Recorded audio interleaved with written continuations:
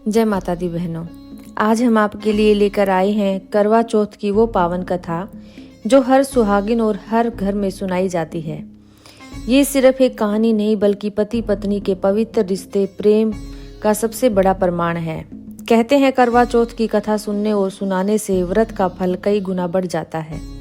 तो आइए भावपूर्ण मन से कथा आरंभ करते हैं।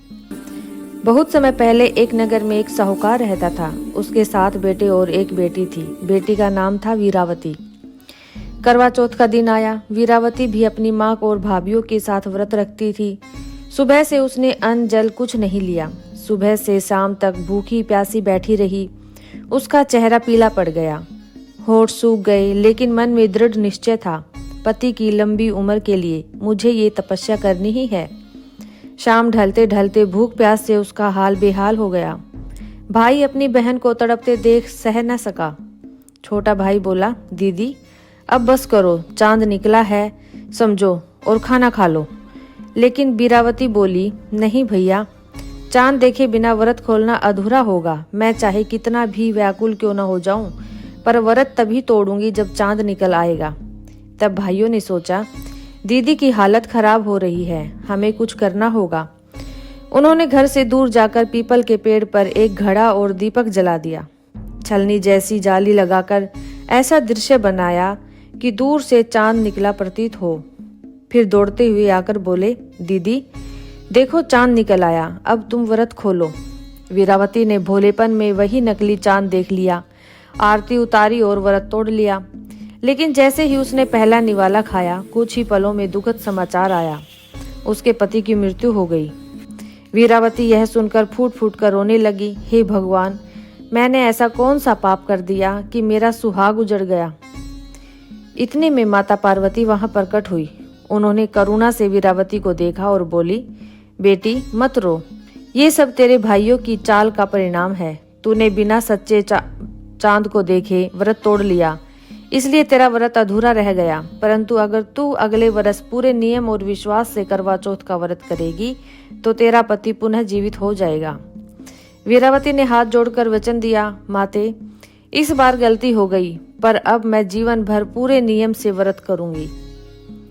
समय बीतता गया। अगला करवा चौथ फिर आया। वीरावती ने इस बार पूरे नियम से दिन भर बिना अन्न जल ग्रहण किए व्रत रखा। भक्ति भाव से माता पार्वती और भगवान शिव की पूजा की। रात को जब असली चांद निकला तब उसने विधि पूर्वक व्रत खोला। माता पार्वती उसकी श्रद्धा देखकर प्रसन्न हो गई और आशीर्वाद दिया, बेटी तेरा पति अब पुनः जीवित होगा और लंबी आयु पाएगा।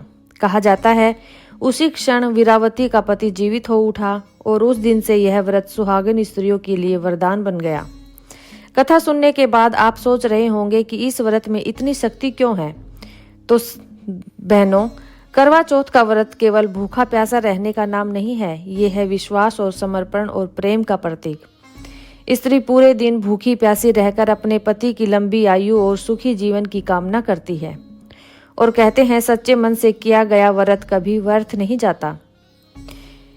बहनों, करवा चौथ के दिन एक विशेष पूजा होती है जिसमें करवा यानी मिट्टी का घड़ा प्रयोग में लिया जाता है। इस करवे में जल भरकर सुहागिन स्त्री अपनी सास या किसी बुजुर्ग महिला को देती है। यह प्रतीक है आदर, आशीर्वाद और अखंड सौभाग्य का। मान्यता है कि करवा चौथ का व्रत केवल पति की आयु नहीं बढ़ाता बल्कि पूरे परिवार में सुख शांति और समृद्धि लाता है, घर में खुशहाली लाता है। तो बहनों, यह थी करवा चौथ की कथा। वीरावती की तरह हर सुहागन का विश्वास और भक्ति अटल हो, यही माता पार्वती से हमारी प्रार्थना है।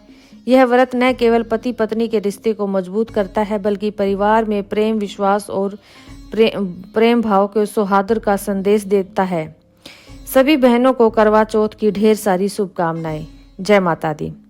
करवा चौथ के बाद अब कहानी आती है विनायक की। बहनों, करवा चौथ की कथा सुनने के बाद एक और कथा अवश्य बोली जाती है। ये कथा है विनायक जी की कथा।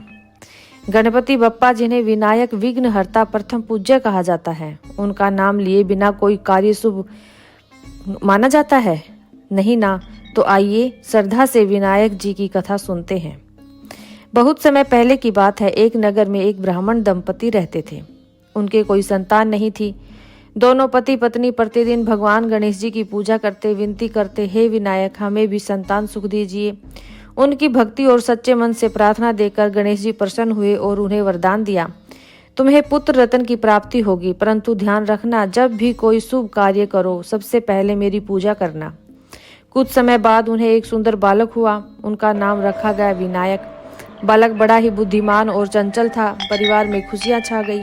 समय बीतने लगा। जब भी नगर में कोई शादी या बड़ा उत्सव होता, वहां अचानक कोई विघ्न आ जाता। कभी अग्नि मंद पड़ जाती, कभी मंडप गिर जाता, कभी दूल्हा दुल्हन बीमार पड़ जाते। लोग परेशान हो गए और सोचने लगे, आखिर ये अशुभ क्यों हो रहा है। फिर नगर के पंडितों ने ध्यान लगाया और बताया, तुम लोग जब भी कोई शुभ कार्य करते हो तो भगवान गणपति विनायक जी की पूजा नहीं करते। याद रखो, बिना गणेश पूजन से कोई भी मंगल कार्य पूर्ण नहीं होता। यही कारण है कि बार बार विघ्न उत्पन्न हो रहे हैं। सब लोग समझ गए और उन्होंने प्रण किया कि अब से हर शुभ काम की शुरुआत गणपति पूजन से होगी। तभी से प्रथा चली कि विवाह हो, व्रत हो या कोई नया काम हो, सबसे पहले गणेश जी का नाम लिया जाएगा। करवा चौथ के दिन जब सुहागिन स्त्रियां अपना व्रत पूरा करती हैं तो मुख्य कथा सुनने के बाद विनायक जी की यह कथा बोली जाती है। इसका उद्देश्य है कि जैसे गणेश जी विघ्नहर्ता, जैसे वे सब संकटों को दूर करते हैं, वैसे ही हमारे जीवन, विवाह और दाम्पत्य सुख में कोई बाधा न आए। तो बहनों, यह थी विनायक जी की कथा। ये कथा हमें बताती है कि हर शुभ कार्य की जड़ से श्रद्धा और विश्वास है। जैसे भगवान गणेश को प्रथम पूज्य मानकर हर काम किया जाता है, वैसे ही करवा चौथ का व्रत भी गणेश जी की कृपा और माता पार्वती के आशीर्वाद से पूर्ण होता है। आओ मिलकर बोले, गणपति बप्पा मोरिया। जय माता दी। जय करवा चौथ माता।